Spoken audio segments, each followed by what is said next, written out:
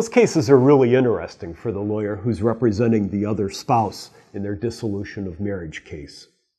Those are some of the trickiest situations that we run into, because when it's a closely held business that's operated by the spouse who's going to be paying maintenance, they often have broad discretion as to how to handle the finances of both the personal and the corporate side, how to handle business expenses, how to pay themselves, whether or not to pay themselves.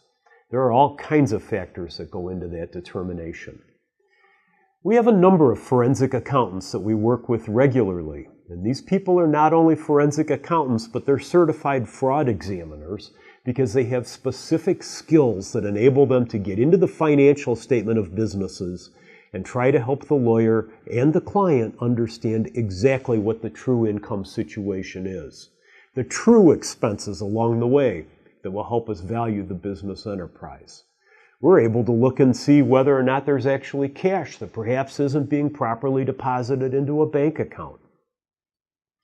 Those are certainly tricky situations.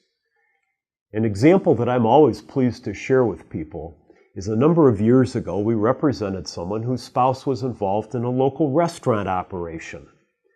Restaurants, of course, are sometimes guilty of not necessarily putting all the cash that might be received on a daily basis into the bank.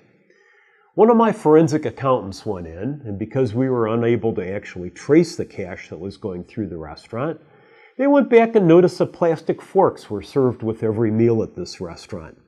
And of course, the number of meals and the cash that were being underreported by the owner of the business had to be taken into account. So the forensic accountant went in, did an analysis by looking at the number of forks that were purchased by the restaurant, and was able to actually back into some numbers that were useful to the court in terms of getting the case resolved. There's a number of different things to look at. It's not just necessarily tracing the cash. It can sometimes be collateral issues that have happened along the way that'll give us an indication as to the actual scope and magnitude of what's going on the business side.